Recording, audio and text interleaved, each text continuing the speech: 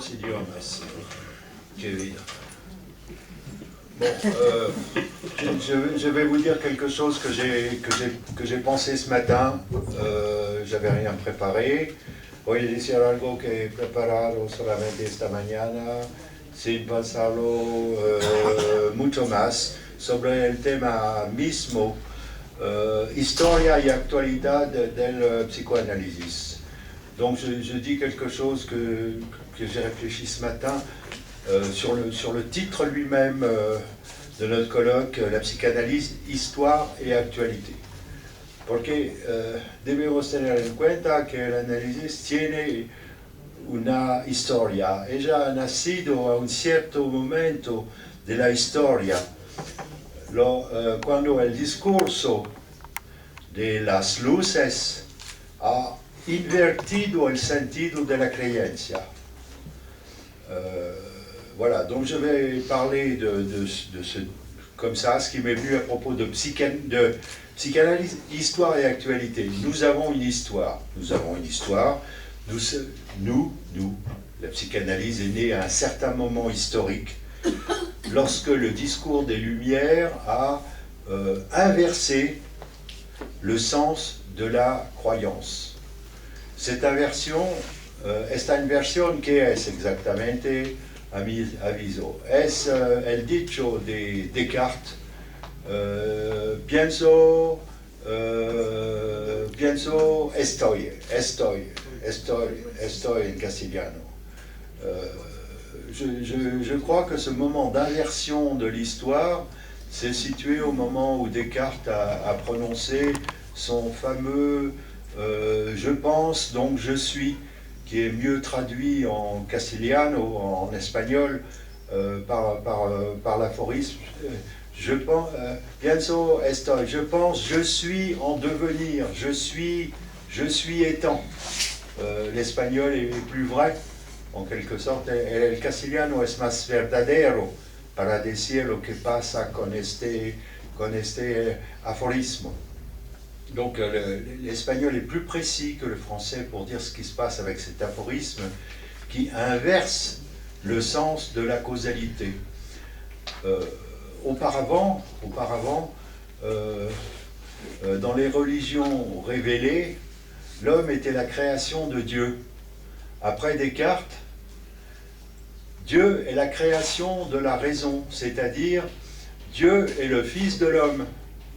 Vous voyez l'inversion énorme. Antes de Descartes,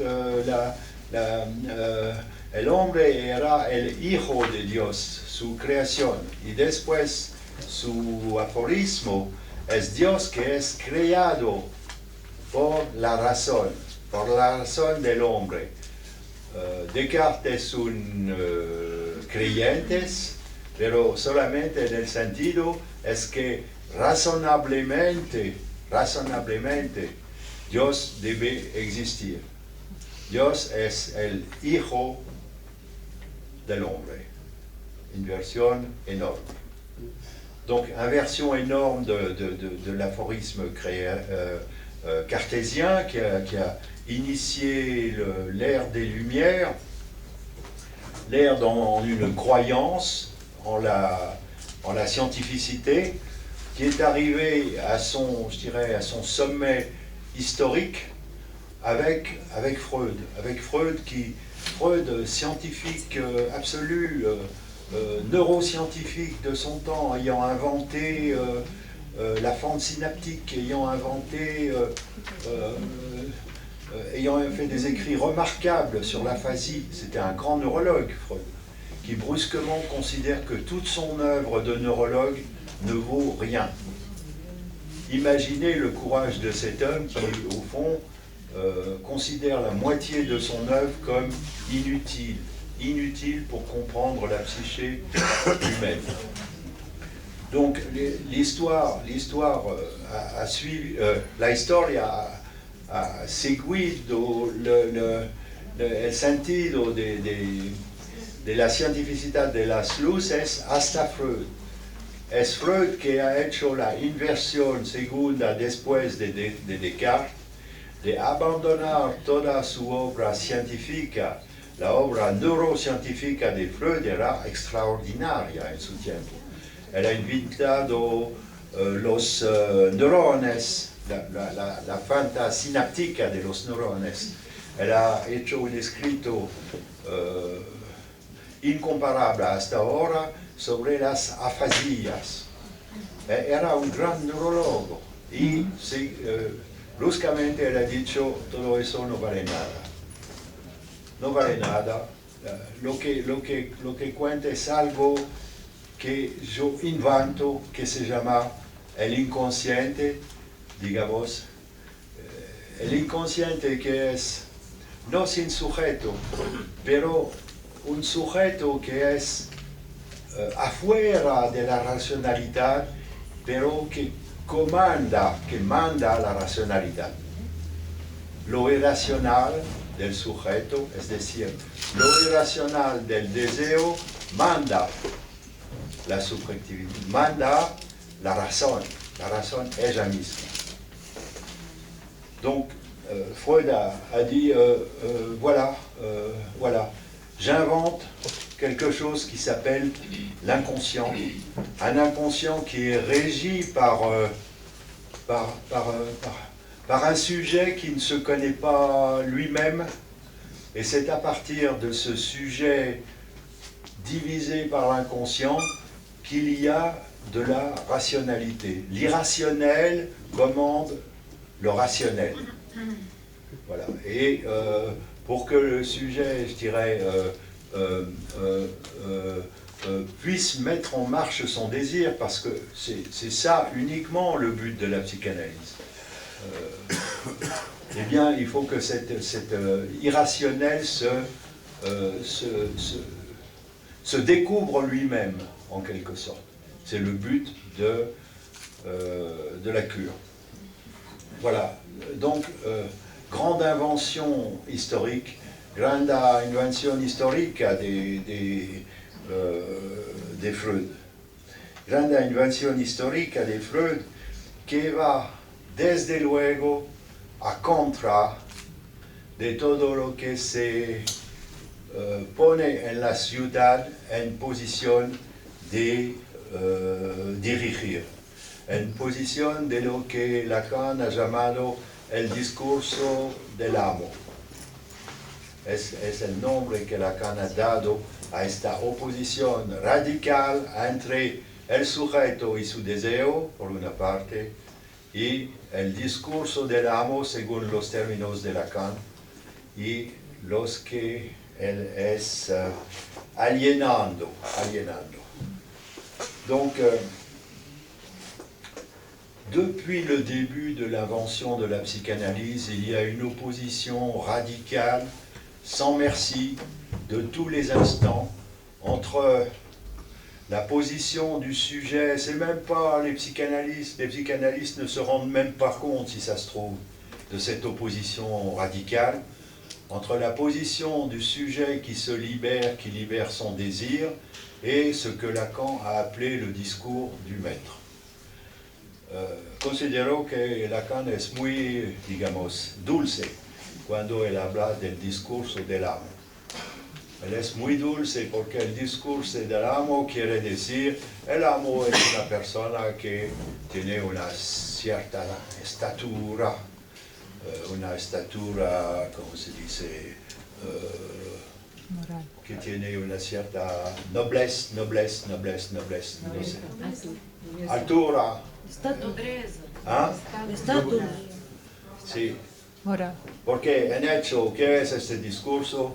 Es el discurso, lo digo yo así, del perverso, digamos, solamente, que es utilizando el deseo del otro para asegurar su goce perverso. Lo vemos. Creo que es el lazo directo entre esta pequeña indicación, sin mucha explicación, de Lacan entre discurso capitalista y discurso del amo. Voilà. Donc, je dirais que Lacan est bien gentil. Non, j'ai dit autre chose avant. il y a une opposition irrémédiable depuis les débuts de la psychanalyse. Et peut-être même les psychanalystes, beaucoup ne s'en rendent pas compte et pensent que raisonnablement, ça va être possible d'arranger tout ça, de discuter, de montrer qu'on est des bons garçons, que les psychanalystes sont gentils.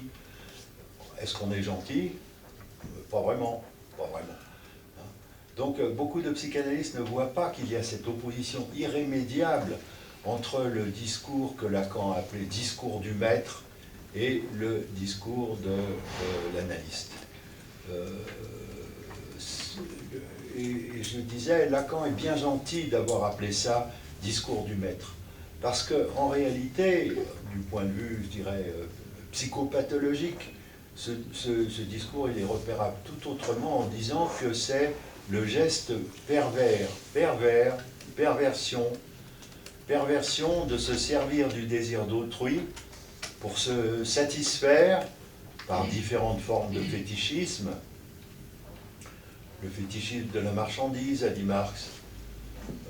Il y a aussi le fétichisme affreux de la psychanalyse elle-même. La psychanalyse utilisée comme fétiche, comme instrument de pouvoir, parce qu'il faut bien dire que c'est comme ça, dans la technique de la cure elle-même, la psychanalyse utilisée comme instrument de pouvoir contre les patients, qui souffrent pendant des années inutilement, parce que le discours analytique a été perverti. Voilà notre moment historique. Bon, hay que traducir en castellano.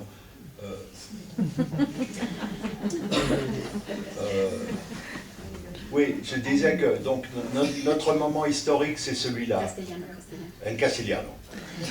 Nuestro momento histórico es este.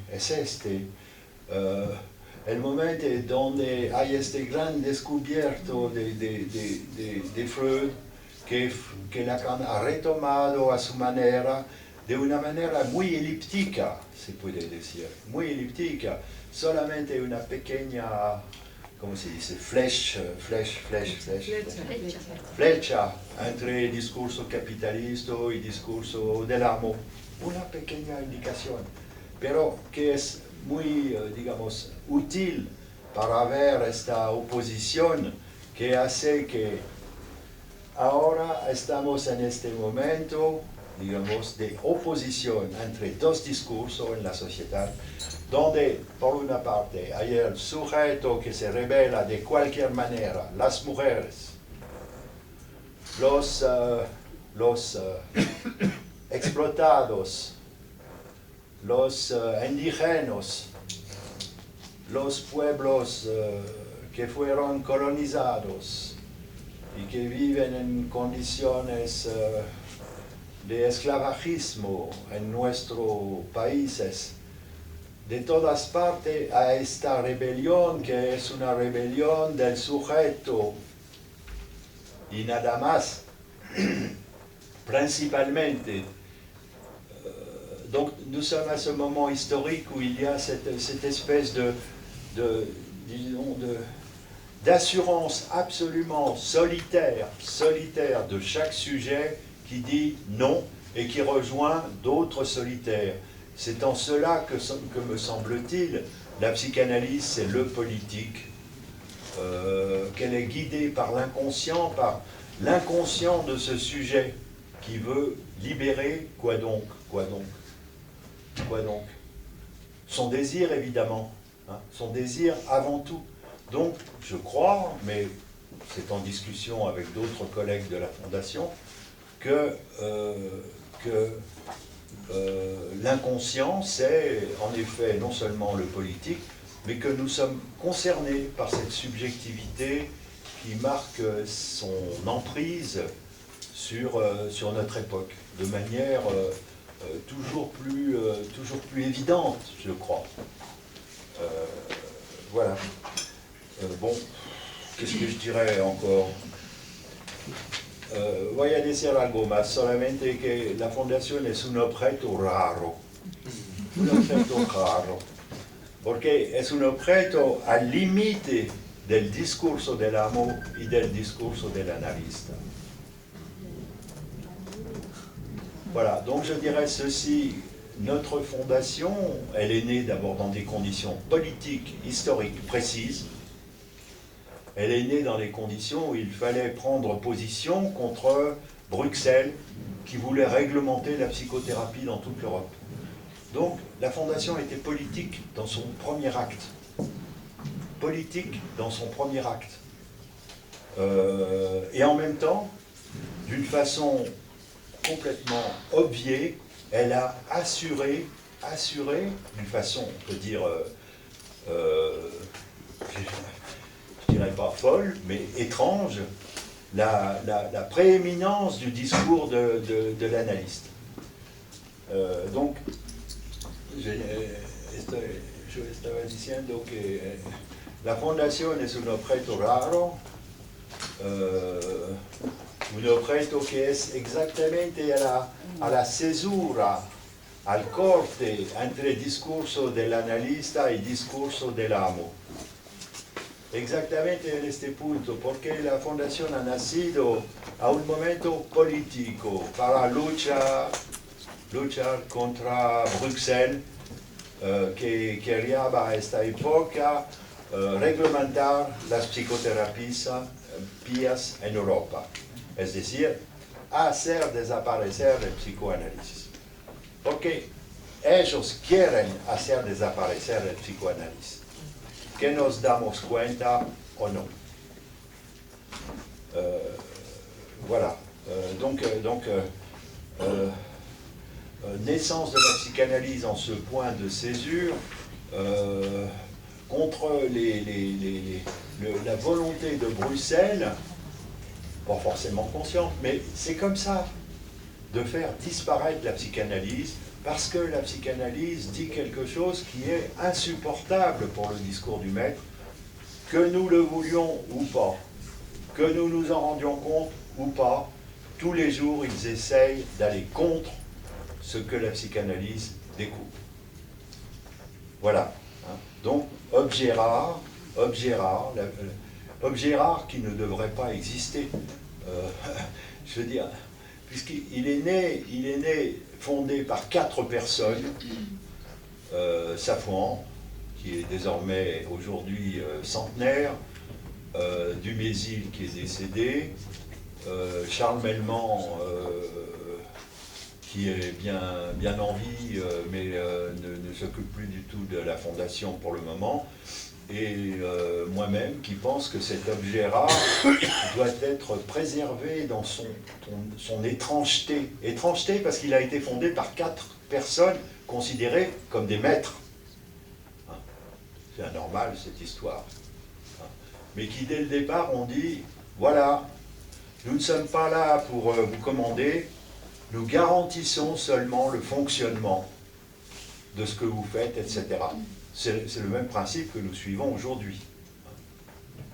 Voilà, donc la fondation est un objet tout à fait étrange, qui a été fondé par 4 personnes. ¿Lo digo en castellano o en francés ahora? Castellano. En castellano. Sí, la fundación fue fundada por 4 personas que a esta época eran considerados como amos, digamos, Safouan, Melman, Dumézil, y yo, a mi manera también, pero que han dicho, somos solamente aquí para asegurar el funcionamiento de vuestros proyectos, de vuestros deseos, digamos. No somos aquí para mandar. Y pienso que es el mismo principio que continuamos a seguir. ¿Y en qué posición estamos? En esta posición rara. Lo diré así. Estamos bien porque estamos mal.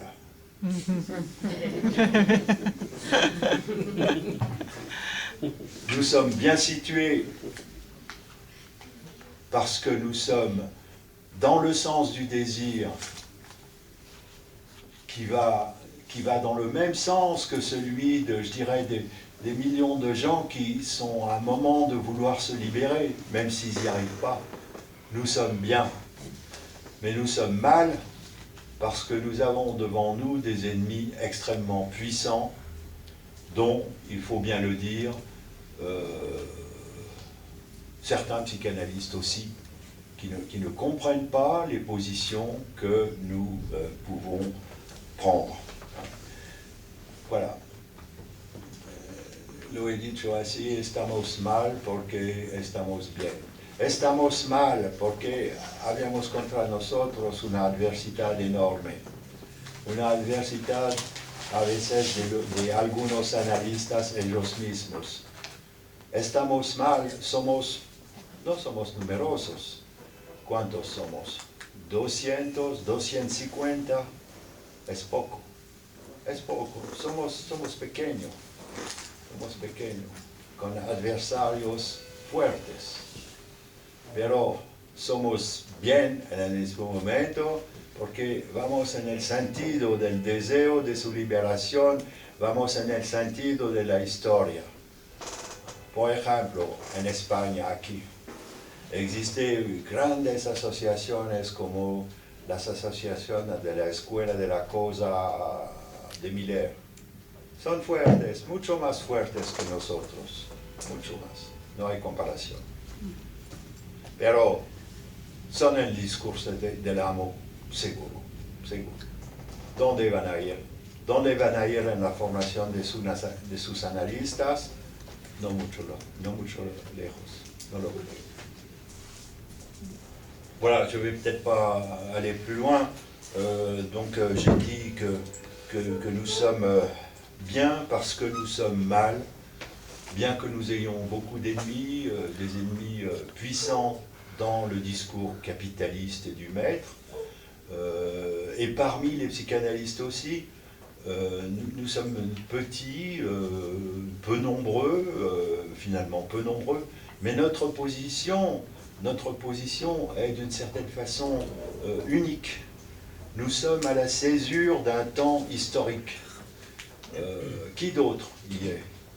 Beaucoup d'analystes individuellement, ils sont aussi, ils y pensent. Hein. Mais il faut voir que par rapport à, y compris de grandes associations psychanalytiques comme l'école de la cause, nous sommes petits, nous sommes faibles. À Paris, il viennent de réunir 3000 personnes. Ici, combien sommes-nous? Voilà. Mais il n'en reste pas moins, je crois, que nous avons un rôle dans les idées et dans l'action, un rôle important à jouer. Voilà, je vais arrêter là-dessus.